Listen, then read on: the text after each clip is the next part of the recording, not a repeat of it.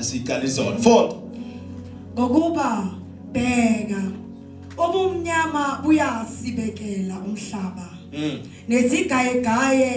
Nesigaye abantu. Kepha uJehova uyaphuma phezukwakho.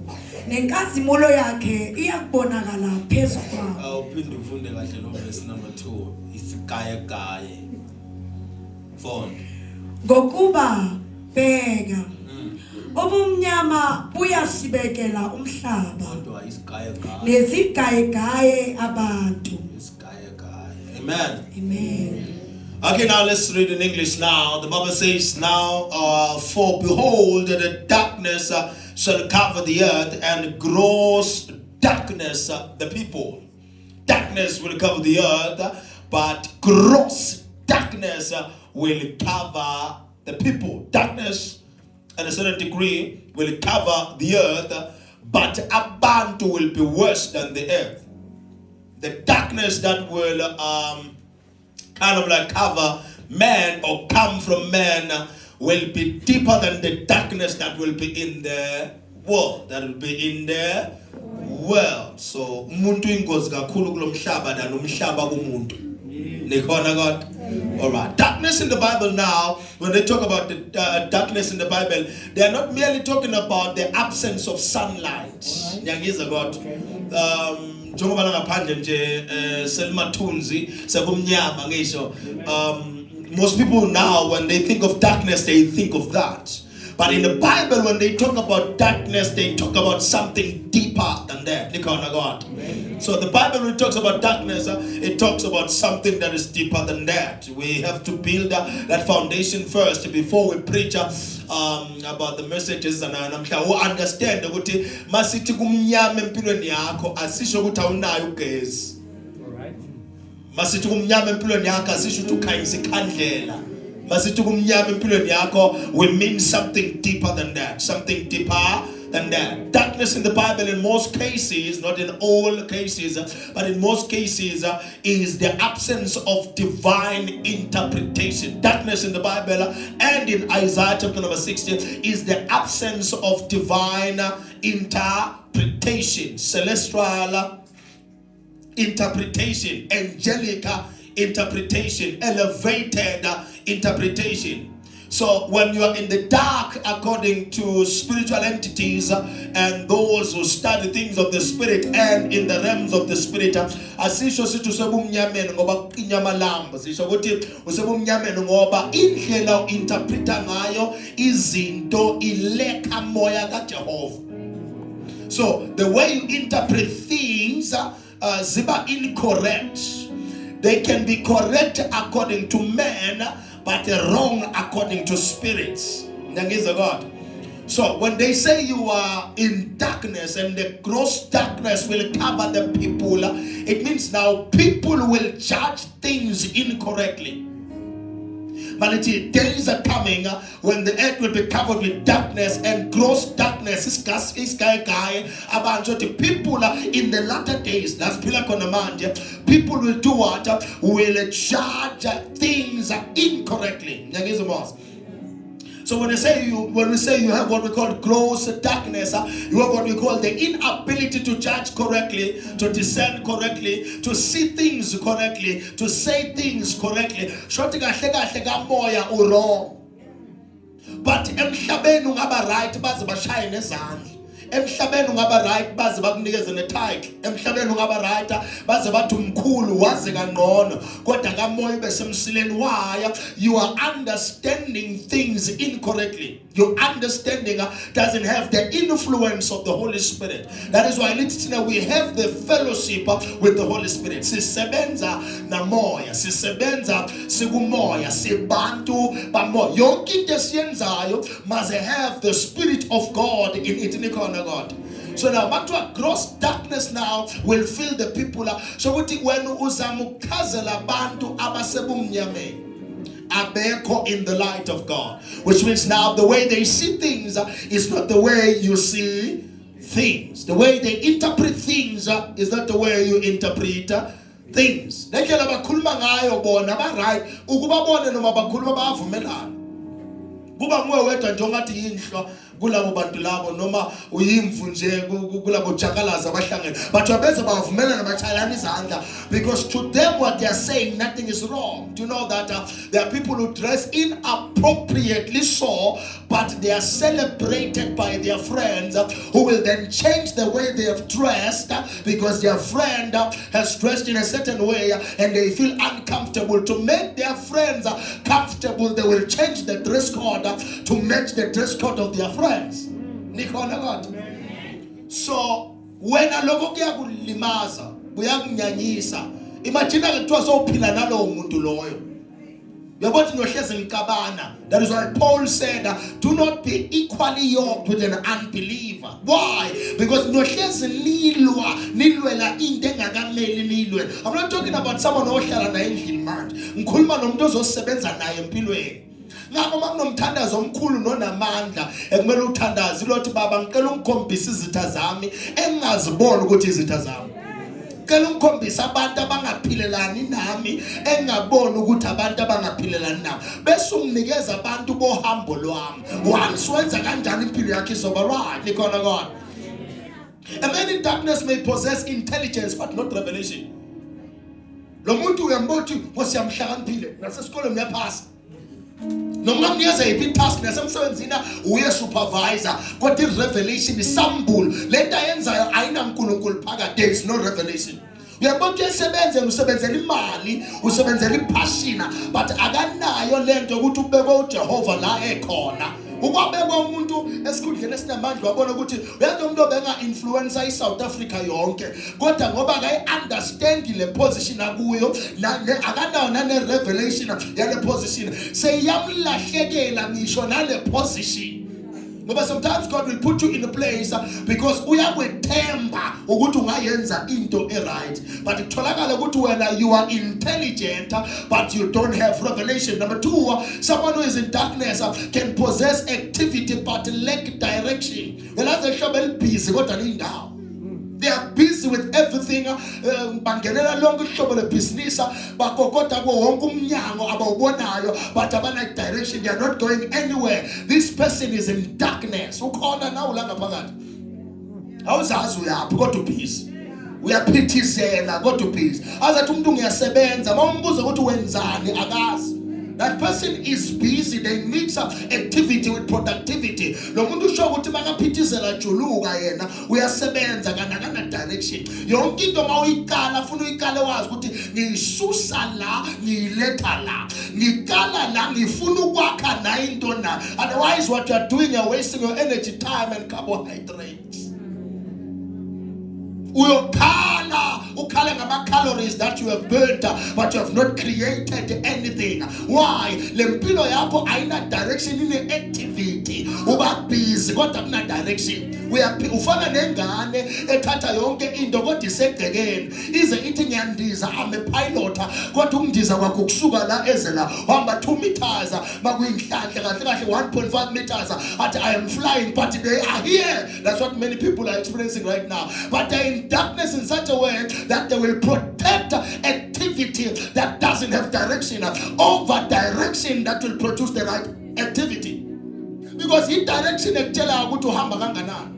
If ngisuka with nje ngiza la ngiyazi ukuthi ngiyephola and it's about 30 kilos actually kilometers mangiza la. So mangiza la funa ngazi ukuthi ngihamba ngespeed esinjani. Ngihamba kanganani overtake nina ngibuka isikhathi. Direction controls your time. Mawungazi ukuthi uyaphi awusibone isikhathi ukuthi siphelile ngako uthola abantu banabo 40 kodwa basafaka igebhe ngoba ngasibona isikhathi ukuthi yesana lesikhathi thola umsekana 50 kodwa usakhona njengomuntu omncane. Why? Akas understand isikhathi sakhe. He is busy or she is busy with activity but there is no direction.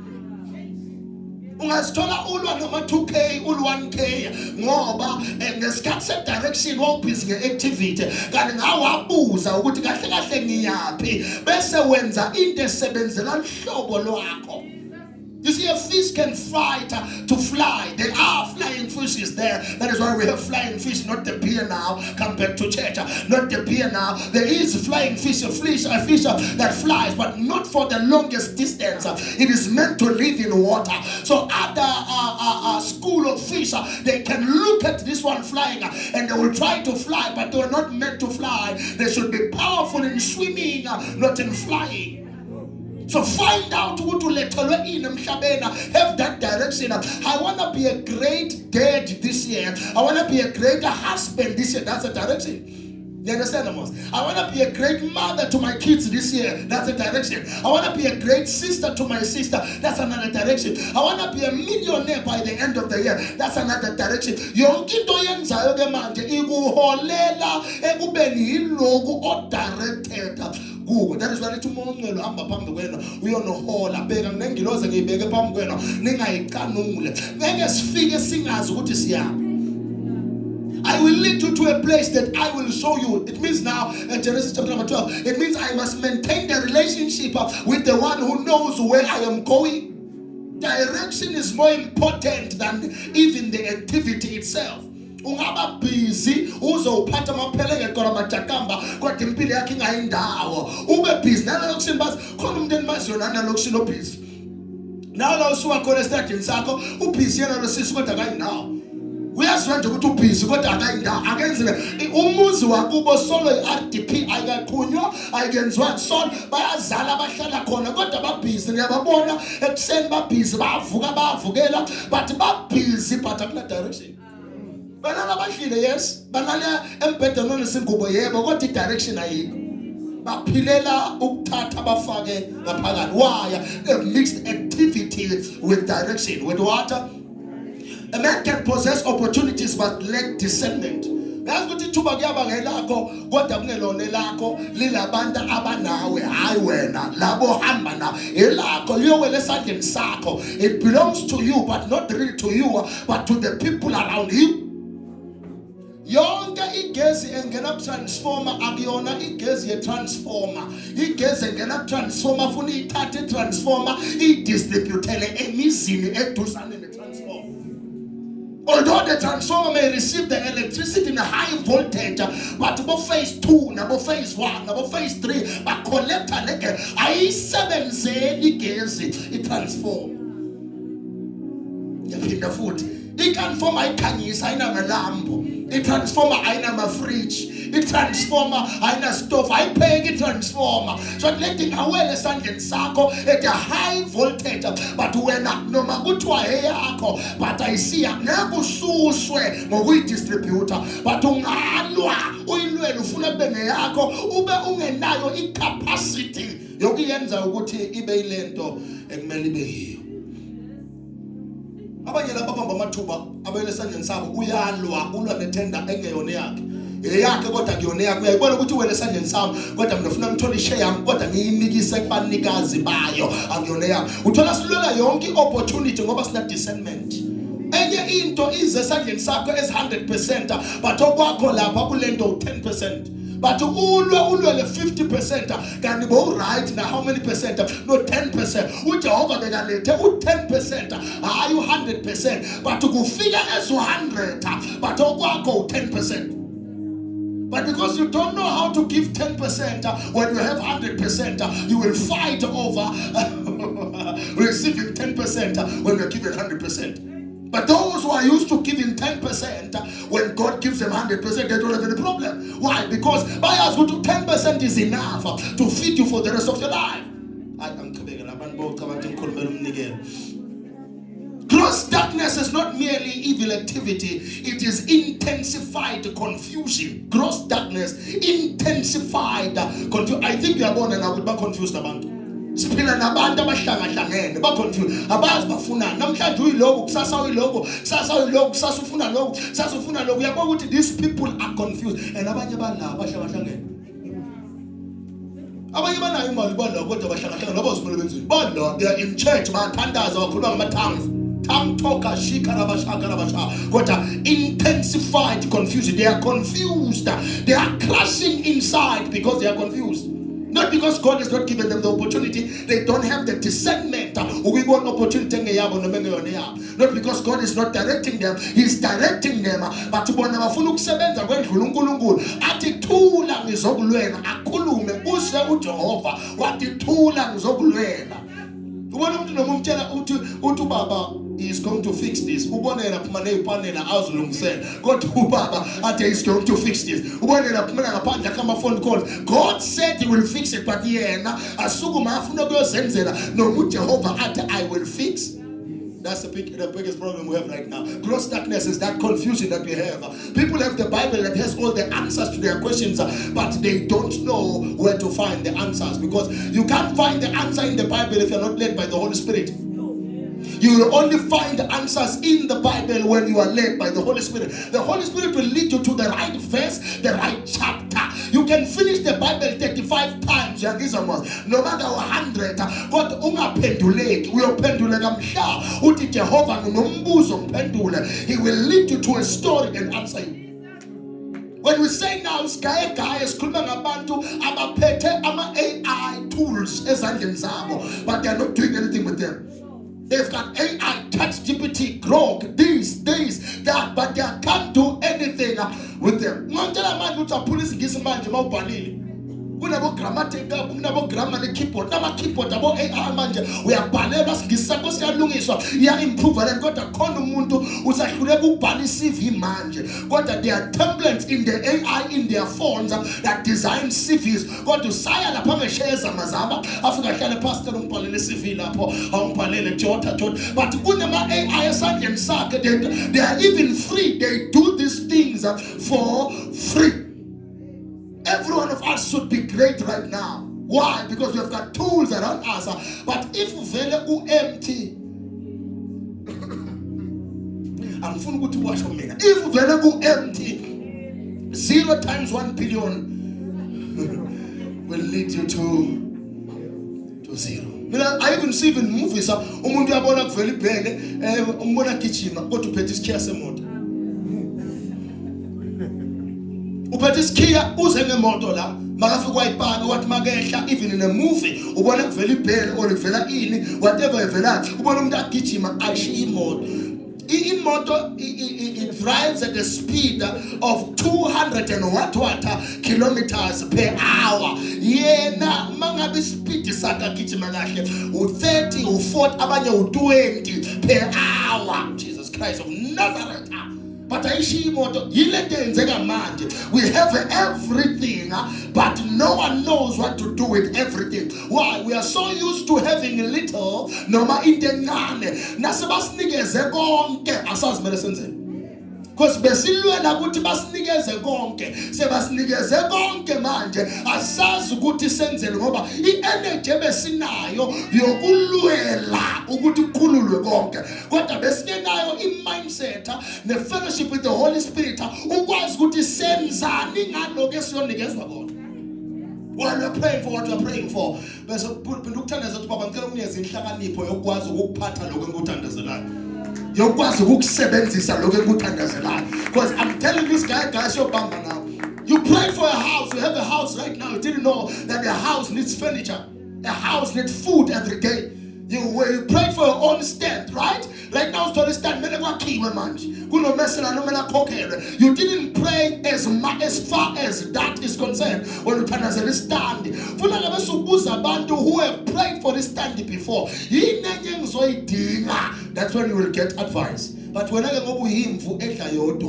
you will struggle for the rest of your life. You know that there are people who are paying BMW 1 Series by what you balloon payment limit to 1.7 million. You might say buy coca per month as installment a car because of my balloon payment. But there are people who bought cars and they have information which wins and journey who goes ungabulawa balloon payment ungabulawa installment ngani ngoba ngafuna ukukhulumisa abantu drive BMW mina ngimkhulu kodwa ufika ikolot.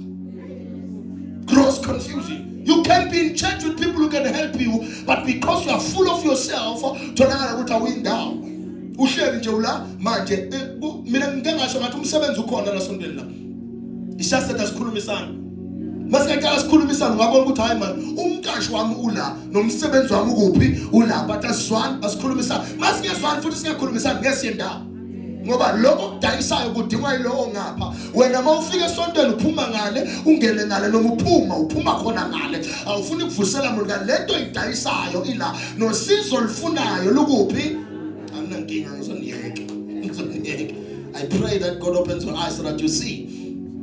So when we talk about intensified confusion now, it is when man normalizes dysfunction. I think you have seen this in our generation. They normalize dysfunction. Into engasebenzi yabachaza abantu. Yo, into engasebenzi noma ingaba yinhle kodwa ingasebenzi. Futhi esebenzayo yabalimaza lento bensayisho izolo. Esebenzayo yabalimaza. Bafuna ukuthi be dysfunctional into mamabuza kungikhanike bathi yebo ke lesonto linamandla. That is why a relationship with peace doesn't last, but a relationship with chaos it lasts. A relationship with someone who is sane, who is intelligent, who is wise, who thinks correctly, who is logical, who holds you accountable, it doesn't last. But a relationship not a why your mind is now used to something that is dysfunctional. For the whole month relationship, some people are like that. It's just that gross darkness is embedded in your system. Your mind has been trained to find faults even in something that is brand new.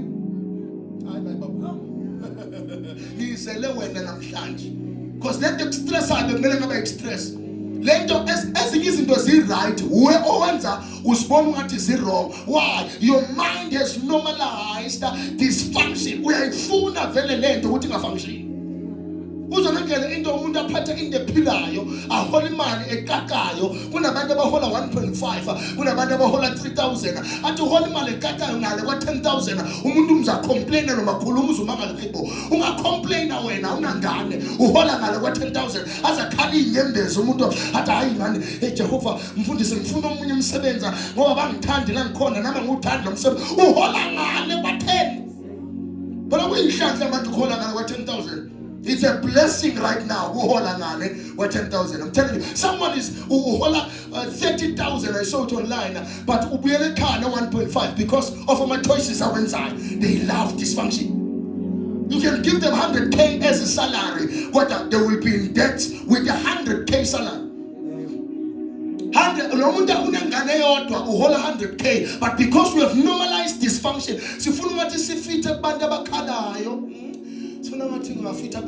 so nami funa ngiyikade yonke imali yami bese ngizohamba ngitshela manje nganginemali mina. Why? We have normalized dysfunction. That is gross darkness we're talking about right now. Umuntu athathola isikole afunda yangizwa mos abe busy ngabafana lema race abe busy ngabafana labafana abe busy ngokuphuza abe busy ngokudakwa ngemva kwalokho imphelele indawo adifande bazala banamali abuye ekhaya khala inyembezi athi ngake ngafunda mina nasi student card sami kubhede kanti hayi ngoba bamthakathile kubhedisena because i gross darkness makes you to normalize dysfunction. Umuntu athanda indoda imthanda ayifebele imthanda achithe yena imthanda ayibona ukuthi yamthanda athi he's too nice. He's too nice, young boy. He's too nice. Akale ke manje athi ufuna omunye umfazi bese uyafela wena. Mfundisi asithandaze phela ubulele into ephilayo wafuna into efile. Umuntu athanda inkari yakhe ephilayo ayibolekise abantu. Eyakhe uyithandazele bekayifuna kodwa manje idriver wonke umuntu nohlanya la lokushi. Nomuntu ongenane license umthola sekayibambile uya driver so uvusela ngomunye bayitshontshile imoto yakho na uthi amfonela ngimbolekile iyaqala yahleka man of God thandaza manje itholakale siyoyikhomba abantu ngoba siyazi ukuthi eyabantu ihle into because we love something that is dysfunctional because of the gross darkness we destroy it. I'm telling you the truth right now. You bought a phone, but I know a screen protector. God, we ask Nabantwana babambi phone by like a pants. Uthengi phone, I know screen protector. Yeah, sense Leon. iyayakhe ayina phone case, ayina screen protector, ufuna into engathi file noma ngathi yafa vele uyibamba bese kwenzakalani la ufuna ukuchazela abantu indlela ofitha yina hayi umntana ubese uyayiwisa ukuzala phela uyazi na akukona ukuzala ukuthi wena you are dysfunctional and you have normalized dysfunction. Kunabantu bahlala endlini manje ama-hardden atshekile kodwa bahlala khona. They wake up from that house every day. I-hardden lenze so kethenisi lenze so ngikhuluma nawe manje lenze so kethenisi kodwa bahlala khona. They don't see any problem. Abanye bahlala endlini ikhishi futhi leli ngiyalithanda le-hardden lasekitchen likokorone ngathi lasha kwakuphekwa ina kodwa balishiyela injalo. They love and normalize dysfunction. They don't care. They don't care. Abathindeki abali usika ukho right. Ngikhuluma nayo manje. Isika yakhona ayikho right. Bathi hayi sabazi babeka ibhakede ngaphansi. Ukulungisa isinke isilicone encane into ungavala nje la baze bangafana balanda ibhakede sekuyaliwa ke manje. Ubani okhipha ibhakede phela seliyagcwala abantu. Kanti lento ngalanda isilicone navala, but because of gross darkness we have normalized dysfunction. Sifuna kube nento engekho right. I-TV uyayibona ukuthi ihleli ngathi ngawa manje. Ilona lo uthi ngeke ngisusi. Engisu ingaze iwe. Why? Sifuna ukuthi ayifile phela i-TV yasekhaya. Hey makhi bantwana i-TV bayibulele uyibonile na ukuthi ayikahlali kahle but wayiyela nje njalo. We have normalized dysfunction. Abanandaba abantu umuntu ake uze esontweni kuyabanda manje ko-group kodwa kagesi yabathi ibanda njani manje cabanga ukunukela yikhwapha kubanda kanje yaba ukuthi uma udonsa nzima kodwa kunomuntu ongagezanga weza lesonto uzwile futhi uthi uyanuka weza lesonto anginandaba mnofu kwahlala futhi because we have normalized dysfunction. Asithandi into esebenzayo sifuna into engasebenzi funa ukwenza ungathi abantu bayakuzonda before uthi abantu bayakuzonda uyaqubha na before uthi abantu bayakuzonda uyageza na before uthi abantu bayakuzonda uyazithanda yini wena na because we can't love you if you don't show love to yourself. Gross darkness has made you to think you are bewitched but you have normalized dysfunction. You want something that is not working. Noma ungayithola isebenza kahle i-sound system uzoyibulala.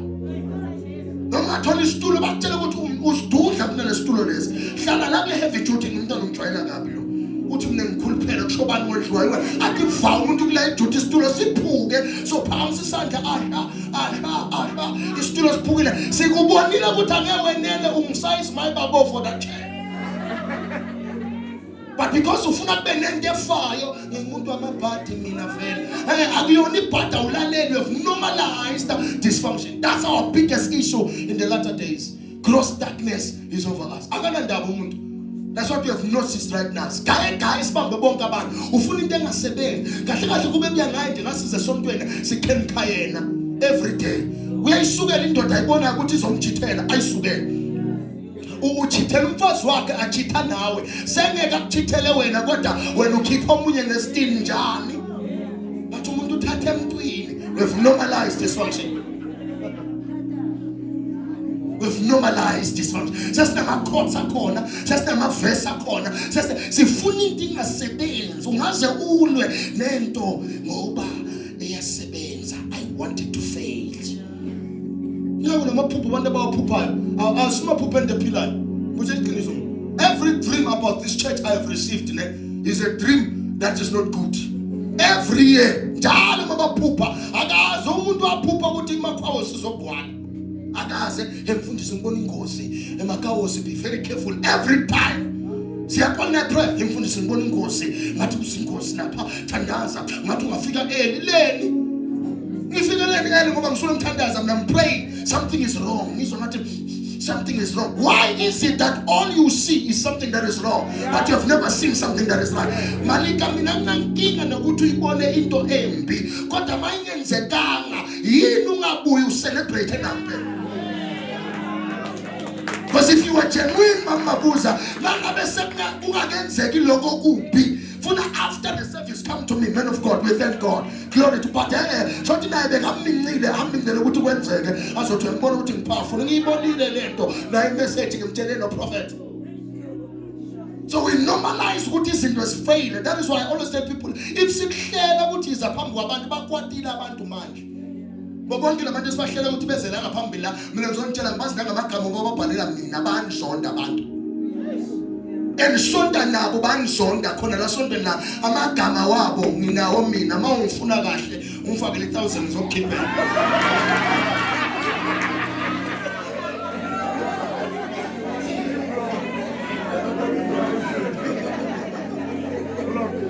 Abafuni ukuthi kume abanye abantu la bafuna kuma uprofeti kuphela umntana abantu namagwegwe ayaza aze ashe izwi. That's what they're looking for. Bakuma umunye umuntu wrong prophet decision ayenzayo wrong akenzeka ngoba kuma wena akukemi yena. That's the biggest issue that we have. So because the church is functional, there are women that are preaching, there are men that are preaching. Sanungisele abantu abasha nina nisazofoma nina.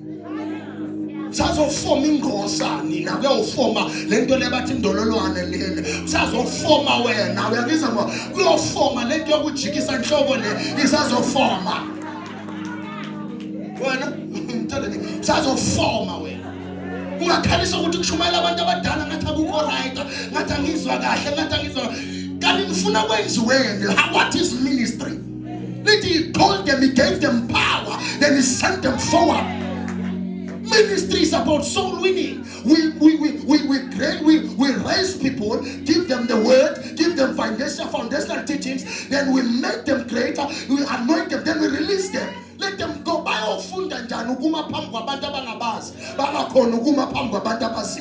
If I am wrong for selecting people, you are in a wrong church. This is a barracks where we release people to work outside. Jesus Christ, gross darkness.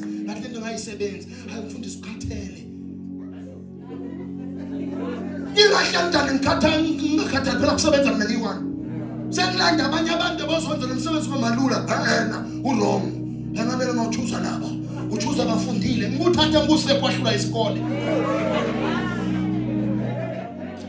Ngifuna usithatha abafundile kuphela. Wabona abantu abasebenzayo banezimoto bayasebenza. Thina singasebenza siba khona ingosi yami Jesus Christ. Ungenzeka you were next in the list but so skip in the list. Ngomona wakho so skip ngenzeka bozongena but siyaskipha ke manje ngoba ukulimaza phi ukuphumelela komunye umuntu ongumzalwane okonza ukulimaza phi ukusebenza komunye ofundile ungafundanga. Why kube sekuba inkinga ukuthi something is wrong with the gross darkness. We have normalized dysfunction. Lobe sonto lethu ukuthi liyawa lepasses.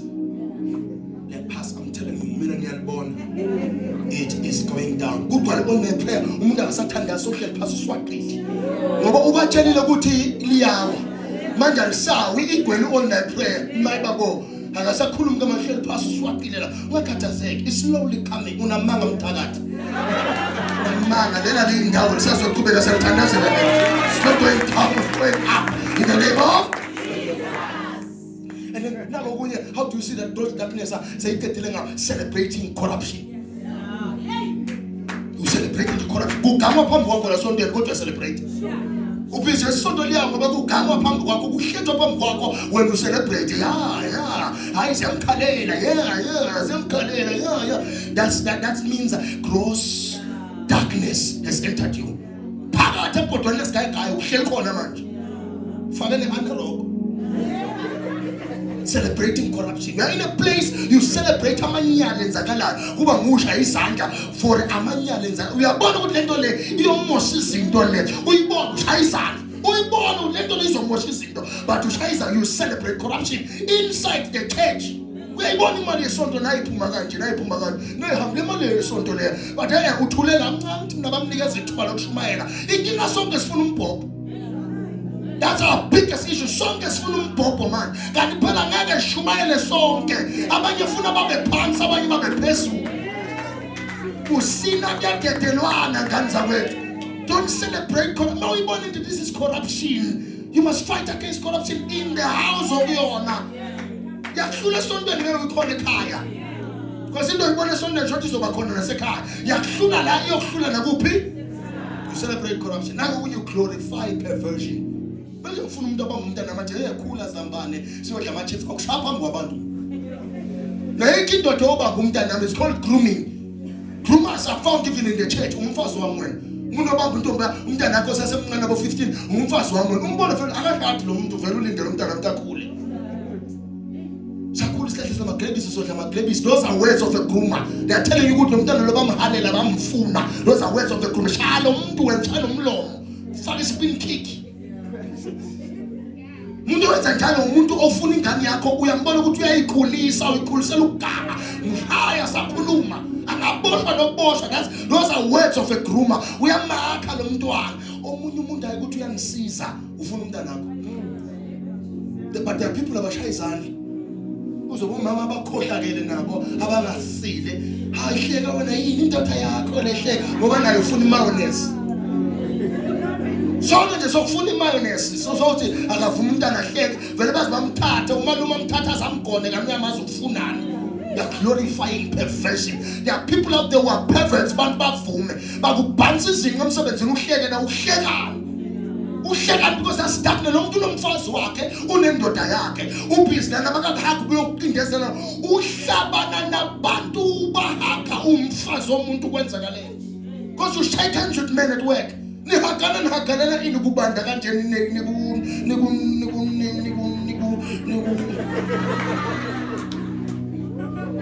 niku night shift lapho. Jesus. Glorifying of perversion. Hakana abantu mina ungakanini kunamadoda ahlele nje lapha ahlelela umfazi wakho bakavela nimhakanini mina ungakanini ozomhakana ufuna ukuhagwa ubaba umdalanga ufuna ukuhagwa kanamfazi wakho umfazi wakhe ufuna ukuhagwa abafazi babantu bashaya bayizandla abantu emsebenzini niyafunana nina niyafuna nawe phakathi niyayikhulekela lento yenu uyikhulekela yini lento ngumsangano. They glorify perversion even in the church. Things like that happen. Indoda yomuntu kuhage na uyihagelana ngobaba umuzi wakabhiza khakho uthi kahle baba uthi nomfazi wakho nina niyathula mina ngikubona masiphuma la mhlelo lapha indoda umuntu imbamba izikubanda amahlombe indoda yomuntu ibamba amahlombe ikuthi ikhulume nawe so la. That's a wrong distance yokukhuluma nendoda yomuntu akubambe so ngoba wena hayi phela mina ngisese fresh umfazi wakhe sewugugile wena uzofa awuzazi izifo zama 1K bobuza ke thina ama 1K awuzazi izifo zalabantu labo anezifo labantu labo abambalana wena 2000 uyahleka iphela hamba ngemoto enkulu ngiyangithanda unomfazi wakhe umntana wakhe ungangawe bangani bakho bazibashaya izandla umuntu uyafunda lo use umbiza ngababy uyafunda umuntu kodwa use umbiza ngubani. Kini manje ngophuma la useyathi baby athi cha ngiyathi baby namhlanje yini manje athi ngishayele eclassini ujola nosewe thina siyamhlonipha njengomuntu osifundisayo educator wena ujola la somaze engcono siyahamba sawuklina endlini kathisha omfana uyintombazana noma bathi iyaphela uzophasa mates ngoba nayo ukhohlakele ngakho bakucela imali ye-photosynthesis awulayi ngakho bakucela imali ye-photosynthesis oyikhipha uzokhala inyembezi ngathi bangacela enye manje spike abacus whatever it is algebraic fraction okhipha imali njalo ngoba ngazi uvuma ini umntana oklina samu uzushaya izandla. That's gross darkness esengena abantu manje. Gross darkness ngavuma umfundisi ahambe nawo niyaphi nomfundisi okusho umfundisi ngale lift makuphuma esontweni nabani nabanami siyaphi hayi nami ngiye Witbank baba kubona faka ubolt makunjani ufuna iphele office gibele phele lakhe iventure niye Witbank hayi nami hayi umfundisi ungazi ukuthi akekho right akabathandi bazalwane ngiyabathanda kodwa ngiyazi bangasondela kakhulu kunengohlakane ngenzeka. You love them but bangaze basondele kakhulu awunamfazi khona inkohlakalo ngasondeza abantu mina sebangitshela ngabantu ababo emntana uyaphasa phela umfundisi ngiyangutshela nje ngoba ngenawo umfazi hayi ukuthi ngithini uthini lo mama ngangifaka nehlobo. That's what is happening now. The closer a person gets, proximity will lead to problems. Don't forget the pressure. proximity, wasondelana kakhulu nomuntu umjwayela. The most dangerous thing ongakuyenzeka is familiarity. Never be familiar with the man of God. Never be familiar. Noma ngaze nasehlise kuwe akhulumise kwakho ingasuki lento uthi this is a man of God. Ingasuka lento kusuka nale cover. Ulwele ukuthi umfundisi wakhe ahlala umfundisi. Njalo noma ngathi uyaphonda ukuthi umfundisi wami. Noma ngathi uthi ngebi yenkosi. My prophet, my father. Ingasuki leyo nto. Ungazi uthi Calvin awumna ngibona nomfakazi. Angazathi umuntu Calvin ngivele ngibona ukuthi imambane ihamba yodwa manje. Akusena covering some umbrella manje akusena covering lapho. Why uyabona ukuthi lo muntu akakuboni, bona umuntu azomletha ibhuti. Hey, wena angeke ucover semubhuti wakho. It's father to son, sons to daughters. Once wangibiza ngobhuti, my brother, can you help me? Hey, isasebenza lento. Ngiyabazi nabantu ngibabiza ngabafowethu. Ngiyasuka, this is my brother, but lo ufuna ngibize ngokuthi ngibane ngobaba wakhe enkosini. Ngoba sayekela ubhuti